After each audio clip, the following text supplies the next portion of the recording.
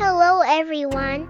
Today I want to share a fascinating and somewhat shocking phenomenon in the history of science. Did you know that most of the famous laws and principles we've learned since childhood are actually misnamed? Let me start with a simple question. Who discovered Newton's 3 laws of motion? You'd probably say Newton, right? Well, prepare to have your mind blown. None of these 3 laws were actually first proposed by Newton himself. Feeling like your worldview just got shattered? Hold on, because this is just the tip of the iceberg. Newton, a plagiarist standing on giants' shoulders, in 1687, Newton published his famous 3 laws of motion in Mathematical Principles of Natural Philosophy. But here's the kicker. Newton himself acknowledged that the first 2 laws came from Galileo.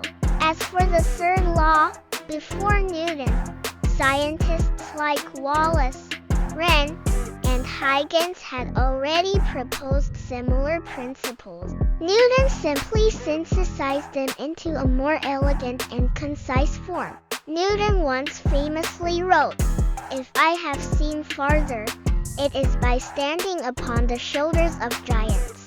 Sounds humble, right? But recent interpretations suggest this might have been a sarcastic jab at his rival Robert Hooke, who was short and suffered from severe kyphosis. The two had numerous academic conflicts, and the influential Newton allegedly removed all portraits of Hooke, which is why we still don't know what this brilliant scientist looked like. The ubiquitous naming paradox. This phenomenon is everywhere in science history. Let me give you some examples. Gaussian distribution. Normal distribution was actually first introduced by French mathematician Abraham de Moivre in 1733, decades before Gauss. Hubble's law, used to calculate the universe's expansion rate, was actually proposed by Belgian physicist Georges Lemaitre 2 years before Hubble. RSA encryption, the security technology we use every day online, though named after 3 MIT professors, was actually invented by British mathematician Clifford Cocks in 1973, but his work was classified until 1997. Starting to question everything? Good! Because this doubt itself follows a scientific law. Stigler's law of eponymy, the most ironic law of all. In 1980, American statistician Stephen Stigler proposed a mind-bending principle called Stigler's law of eponymy. The law is beautifully simple. No scientific discovery is named after its original discoverer. Sounds pretty absolute, right? But here's the most ironic part. This law itself follows its own principle. Stigler honestly admitted that this idea was first proposed by sociologist Robert Merton in 1968. Even more amusing, as early as 1903, Mark Twain wrote something similar to Helen Keller.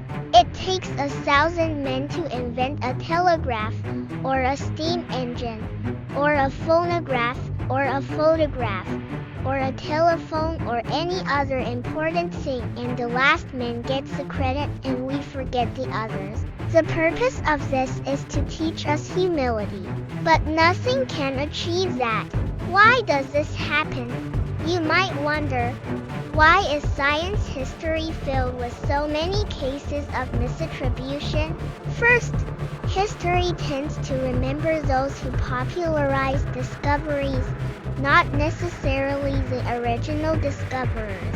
While Newton wasn't the first to propose these laws, he integrated them into a comprehensive theoretical system and expressed them with mathematical precision.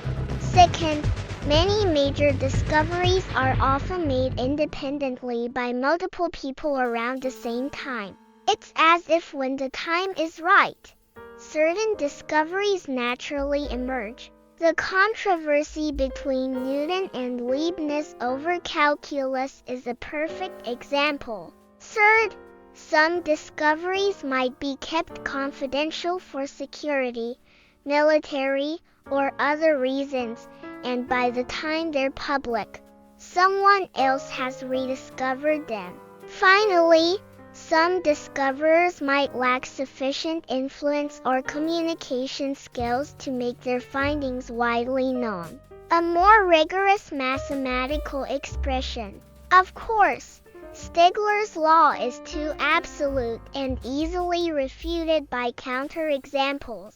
In 2022, mathematicians Ezra Brown and Adrian Rice published a more rigorous version in Mass Horizons magazine. They expressed it mathematically. Let n be the total number of named mathematical theorems, and Pn be the number correctly named after their original discoverers.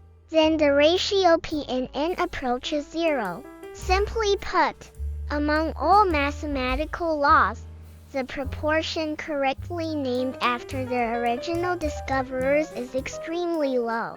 Ironically, they called this Brown's law and admitted that Brown wasn't the first to propose it.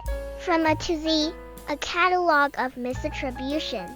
If you check Wikipedia, from laws starting with A to Z, almost every letter has numerous examples following this pattern. A. Arabic numerals actually originated in India. B. Benford's law was first discovered by astronomer Simon Newcomb. E. Euler's number E was first noticed by Jacob Bernoulli. F. Fast Fourier transform went through several rounds of independent discovery. This list continues through the entire alphabet and keeps growing. What this teaches us, what can we learn from this phenomenon? First, scientific progress is a collective endeavor. No one creates miracles alone. Behind every seemingly genius discovery are countless contributors who came before. Second, we should maintain critical thinking about history. Many facts we take for granted might need re-examination. Third, this reminds us to respect all contributors, especially the forgotten pioneers. Their contributions are equally valuable. Finally, in today's information age, we should emphasize intellectual property and academic integrity. Hopefully, AI technology can help us better trace the origins of knowledge and give every contributor proper recognition. Conclusion: the world has always been complex in its operations, and scientific development is no exception. There might be world-changing theories buried deep in thick literature right now, waiting for someone to discover and popularize them. Next time you hear the name of a law or principle, ask yourself, did this person really discover it? Maybe the true discoverer is somewhere in history's corner, quietly smiling. Thank you for watching. If you found this topic interesting, please like and share. See you next time.